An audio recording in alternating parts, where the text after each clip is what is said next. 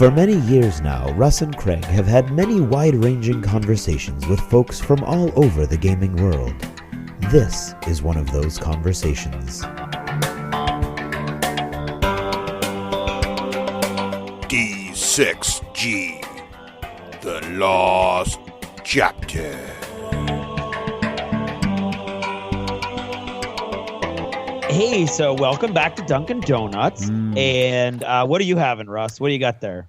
Today I'm doing the iced tea. Summertime Dunk's unsweetened iced tea with a little lemon. Very tasty. You go. Very refreshing. Go. You know what's a good donut is this new blueberry cobbler donut. Ooh, what is that? I've never had that one. That is a good donut. It's got like the cobbler stuff on top, and it's got like the blueberry filling. Now the filling's always a little, I don't know. Hey, wait a minute. I know that guy. That's Sean. That's Sean Benson. Hey, Sean. Hey, Sean. Come on over. Have a seat. Right. What do you got there in that little Dunkin' Donuts bag? It's a cruller, man. Ooh, that's what I'm all about. A cruller. He's got a German cruller. I was going to say in New England we call them crullers. So is this like a Arizona thing? How does that work?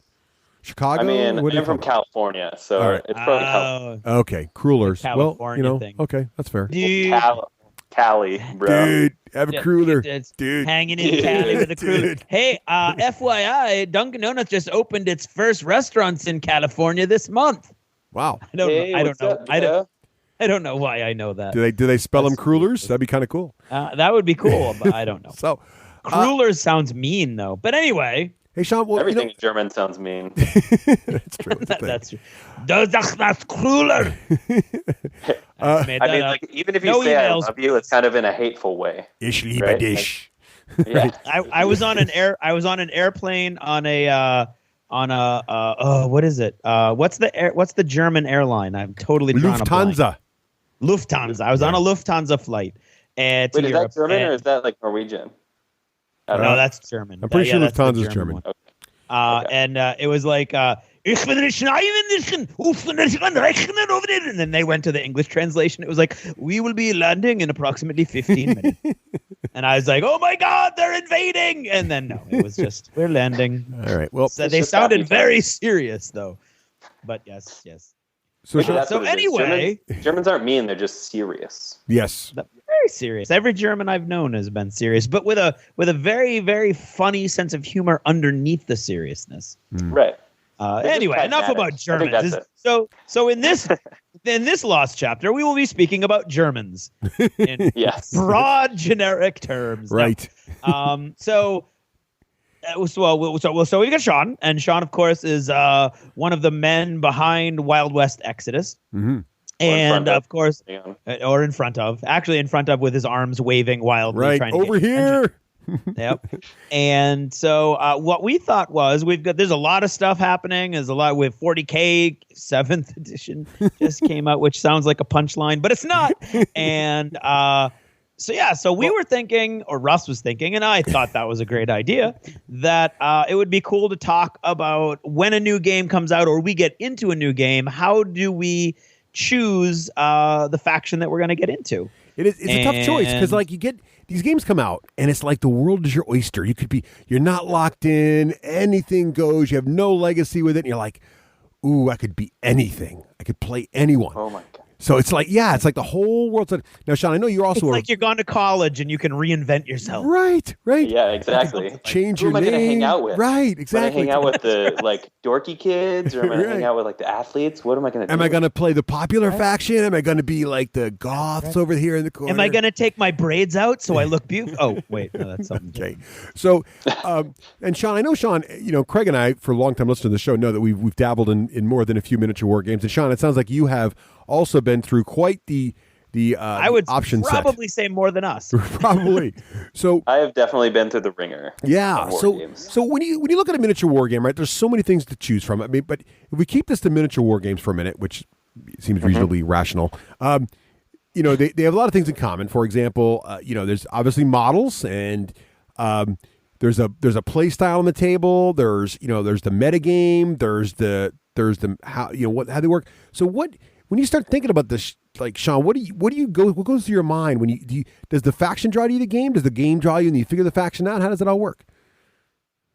So one of the first things that I actually like to do about a faction is I always Like, regardless of the game, I always want to know something about the story. So it's like, whether it's like the full background, or if someone can give me like a paragraph, like a sentence even on each faction, like, what do these guys do? What do these guys do? What's their thing? Why are they doing whatever they're doing? Like, and sometimes it's even better when it's one sentence. It's like, describe this faction in a sentence, go. And then if you're like, they're driven by the greater good, and you're like, okay, these guys are evil. Okay. Like, these guys have like alternate motives, and they're like fighting for their land. Okay. And generally the faction I tend to go for most of the time is that faction that is really just like in the middle of everything and is getting encroached on. And is like, why is this happening to us? Okay, I guess we have to fight. And then they start fighting, and then they have like a certain feel to them most of the time. Interesting. So you pick a faction almost. So the underdog story, but also the story itself of the faction, and a particular kind of story about the faction appeals to you as one of the primary motivators for looking deeper into the faction. That's interesting. Wow, that's cool.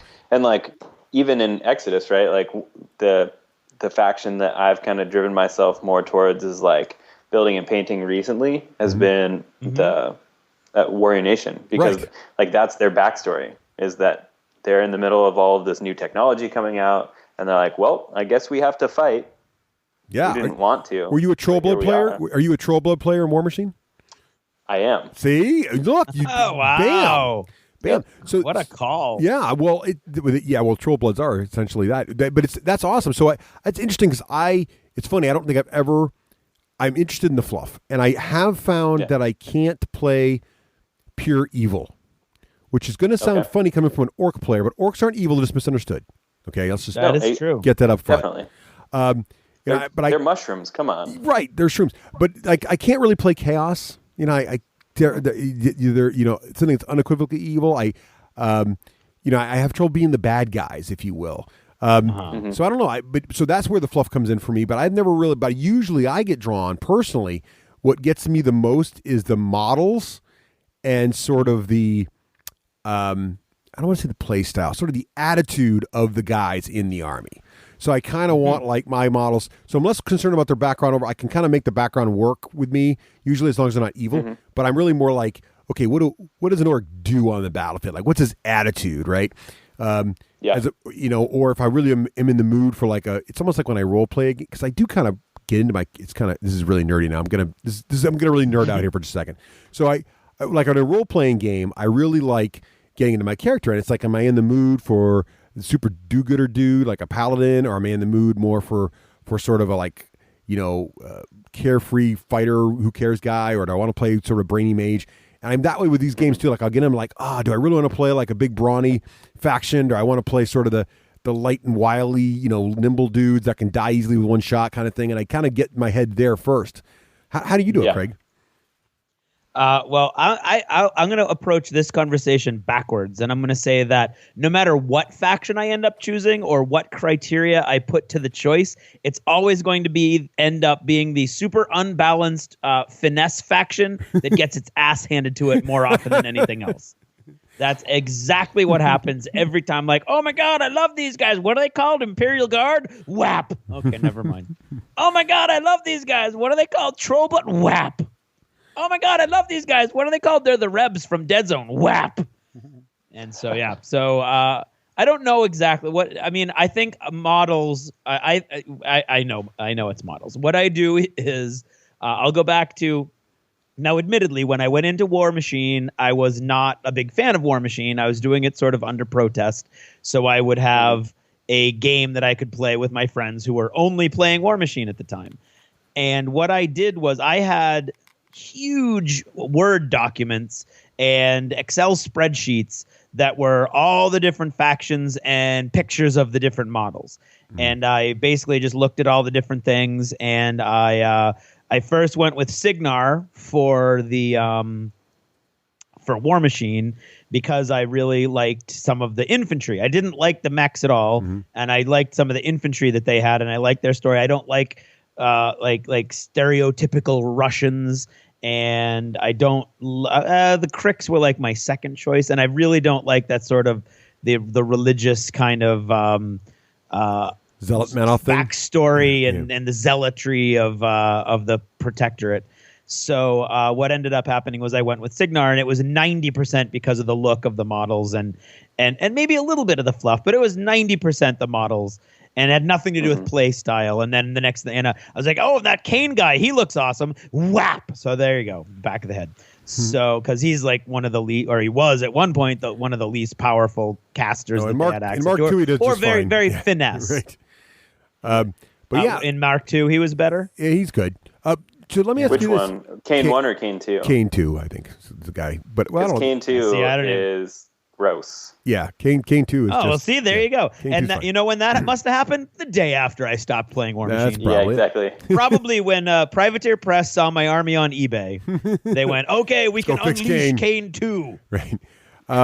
Craig is no longer playing, so everything is okay now. Right. Everything is okay. Well, does play style enter into it? So Sean, you're mentioning that really it's story first. Does play style affect your choice of faction? I think playstyle might affect that like tertiary or like even further choice. Like probably one of the things I'm worst at is I get into a game and I get into a faction and then I turn around and like get into that faction and then switch to a different faction. Yeah. Or I will get multiple factions so I can ADD out at least a little bit. And I will actually find the one that I like the most. But if I follow my instinct, it's normally the one that was like the first one I wanted to play, always. Because sometimes I will get like, people be like, no, you don't want to play them because they're not that good or whatever. But I'll be like, I probably could have made it work. Yeah. And then I play the like more overpowered type thing or like what people deem as good, and I don't do nearly as well with it. Like when I first got into War Machine, actually, people were like, don't play Trolls, you should play Legion. And I was like, you sure? And I was like, I'm not sure that I really want to play Legion, but I'll do it because it seems like they're winning tournaments and they're doing really well. So I played Legion and just got stomped constantly and never did well with them. And then I was like, okay, I'm going to get my Trolls. Like, it's going to be awesome. It should be really fun. And I actually did well with them, and like I was winning games, and it was cool that way. But then like, so really like the playstyle comes into it more because it's like the playstyle of that faction that tends to be the like displaced, like sad people or whatever you want to call it, always tends to be a very similar type of thing where they're like, they're more like inner, like self, I guess you could say like self-synergistic, like they want to help each other all the time. So there's generally like buffing members of the faction or like models that can take one guy and make him way better than he was when you first like looked at him. Like when you first saw him, he was like, but then after he got all this really cool stuff, you're like, whoa, he's awesome. So I think playstyle just kind of happens because of the way that the playstyle of that type of faction works anyway. So Craig, how does playstyle affect you? Does it just, do you get imposed No, by it doesn't at all. playstyle? That's why I always get hosed. So for me, it's I don't look at. I should. I don't look at it, and then when I'm like, why am I losing? Oh, because it's like a finesse, and I'm not good. I'm just not good. So one of the things that gets me is I like, so I have a 2-stage approach. So I'm kind of like you, Sean, in that the very first army I pick, I do have a requirement in that they must have a little bit of everything available to them. Like in other words, I'll never pick a first faction for a game that's a one-trick faction. Like for example, in 40K, I really wanted like a space, my Imperial Guard in my first faction, because you could argue they're one trick, but they have a little bit of everything, right? They have infantry, they have vehicles, they have flyers, they do have access to armored troops. They have a little bit of everything. They have Ogre, they have all these they have snipers, they have all that stuff, right? I picked Signar as my first faction in War Machine. Again, they have good shooting, they have good hand-in combat, they have everything, right? Wild West X's too, like I looked at it, I was like, well, if I play the Outlaws, they seem to have a pretty good balance, and they can ally. There's not Tonto, but he's Tonto. In there, not Tonto. So they have spirit guys. Apache kid. Apache, who's by the way awesome. He's awesome. Don't even let me tell you different.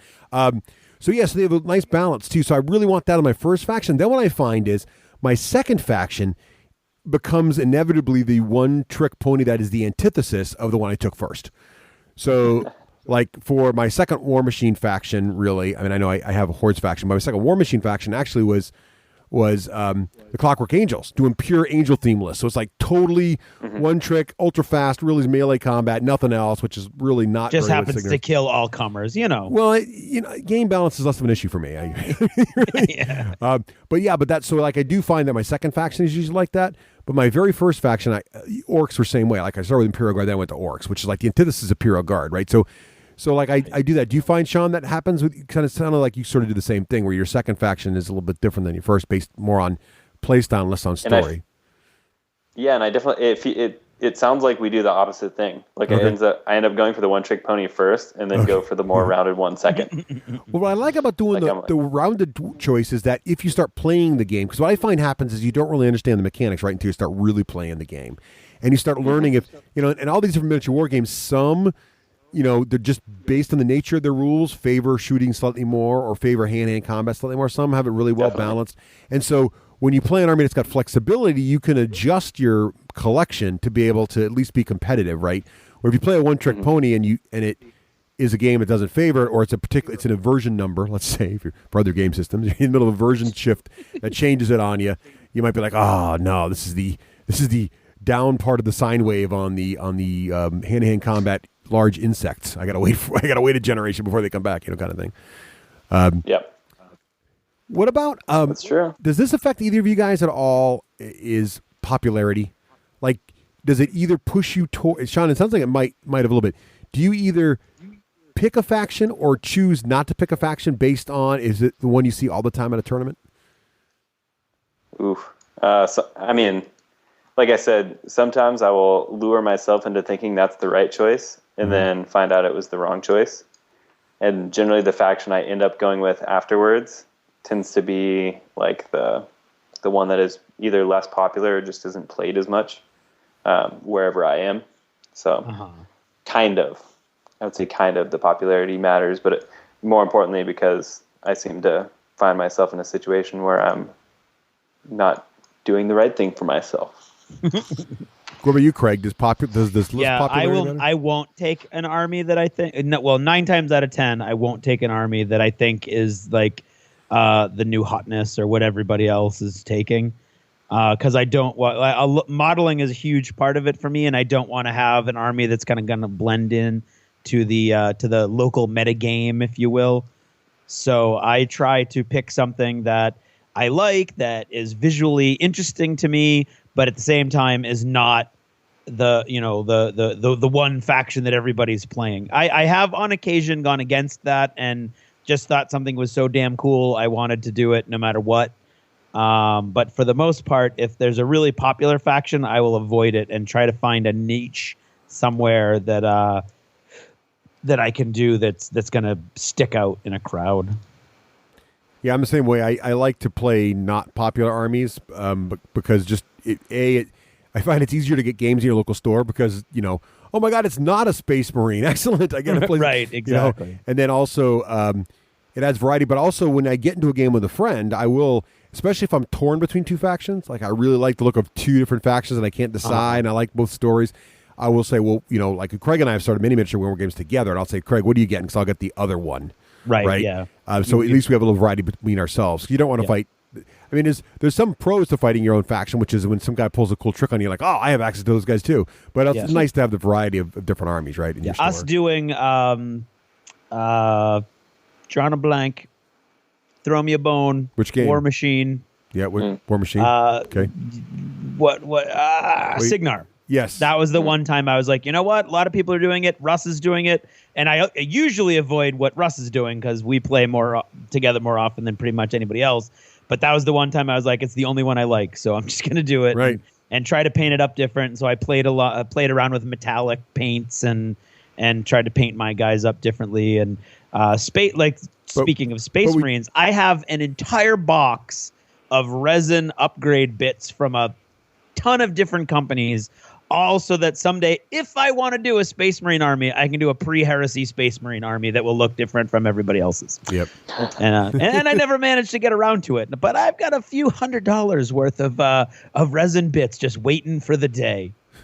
Maybe 8th edition. Just rubbing your hands together. Yes, Yes, one day. Every now and then I'll just open the box and look at all the bits. Yeah.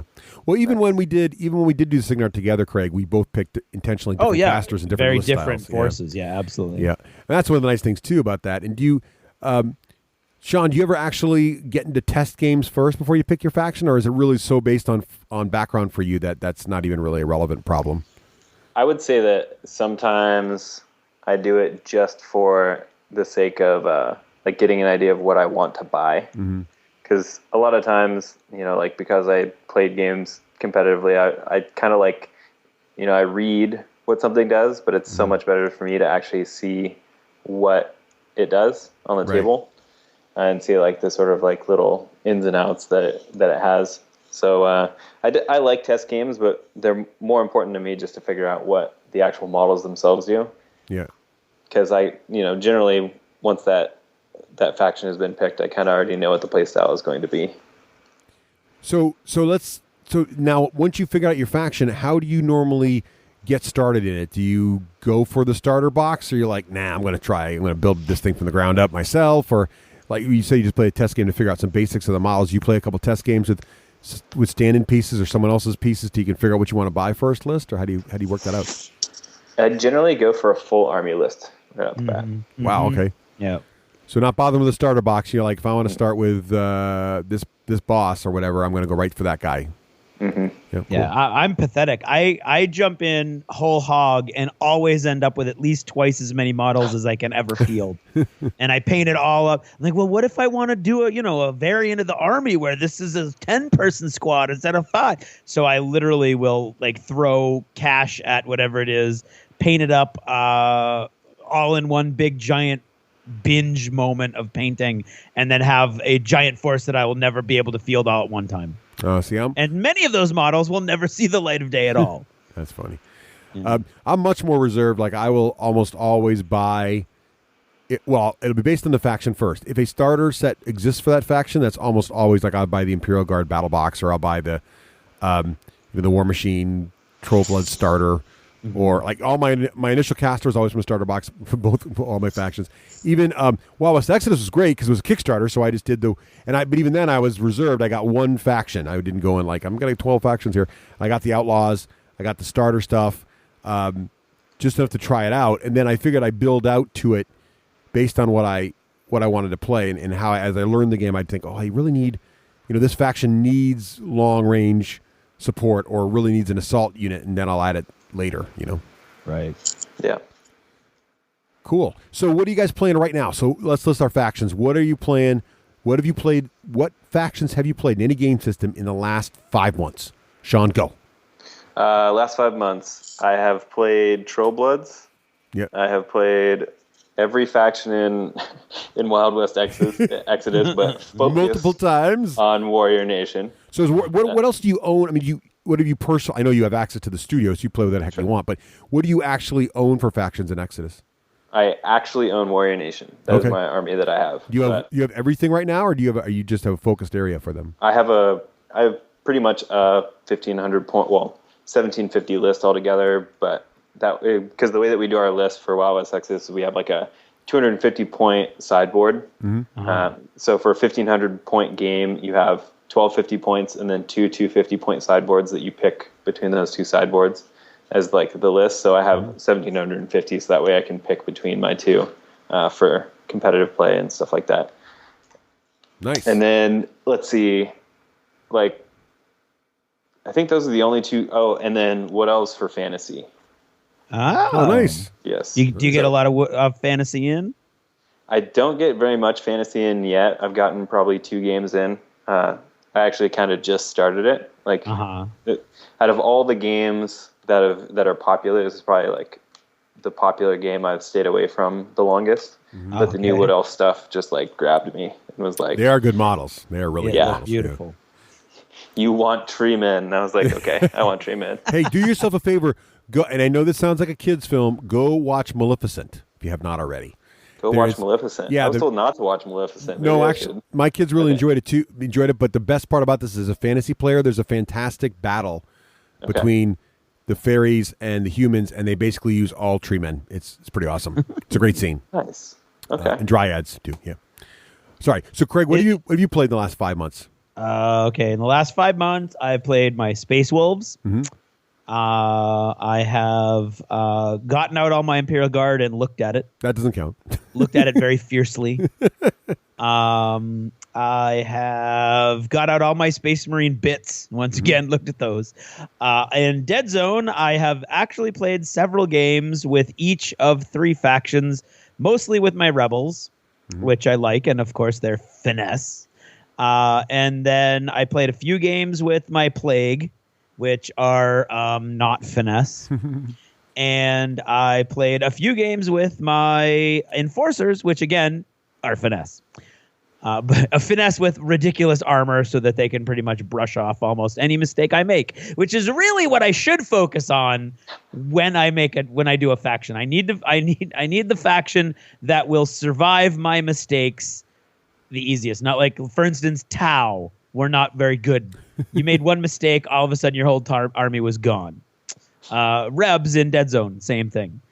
As far as, let's see, other miniature games that I've played recently, my Lawmen.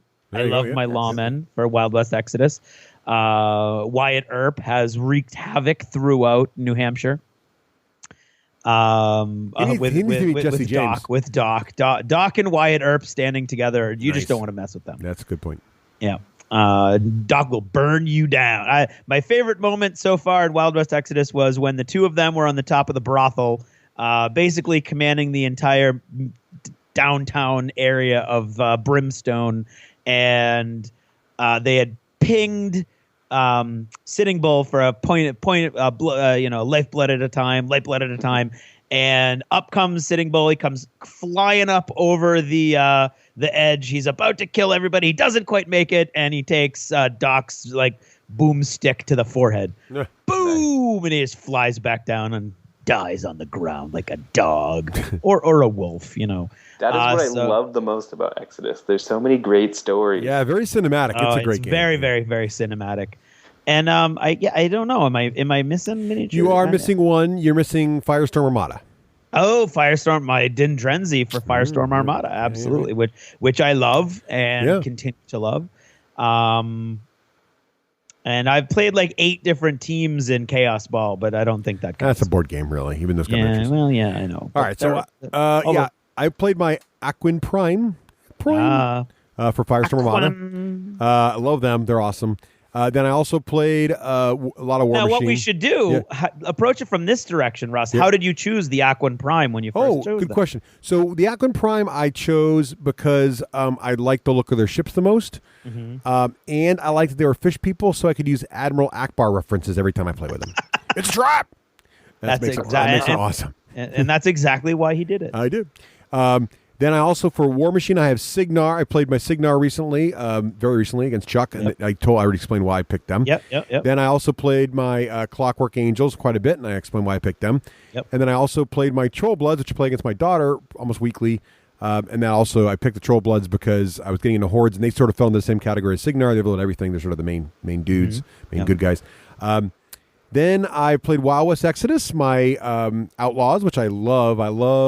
I actually like Billy the Kid. See, here's the thing. I like playing Billy because it falls into the category of not the auto-win guy. People seem to feel that Jesse James is sort of the de facto popular. You run with him because he's auto-win. I don't know. I put Jesse in the dirt once or twice. But Billy the Kid, no one seems to fear Billy the Kid until they realize Billy the Kid's got an awesome shotgun. I was going to say, until that shotgun comes out. Then they fear him. But they don't. It's just not Jesse James. Everything's fine. I love that. And then... Dead Zone, of course. Orcs. My Orcs with an X. I love the Orcs with an X because I basically like anything orky. Orcs come into the category of just awesome. And what I like about the Dead Zone Orcs is that they capture the same wacky awesomeness that the 40K Orcs and Fantasy Orcs capture, which is there's this silly brutality, but it's also silliness that I really like for the Orcs for some reason. So That's Cool. most of the miniature games I've played lately, I guess. I feel like I'm missing one, but that seems right. So cool. So, Sean, we're looking forward to having you on the main show. Thanks again so much for joining us here in Dunkin' Donuts. Yeah. And yeah, we'll get you on here in about a week or so. We can talk about what you're doing at WWX with Outlaw Miniatures and everything else that's going to go on here. Cool. Definitely sounds good. The world will open up. Yeah, so we'll see you in about a week. Sounds good.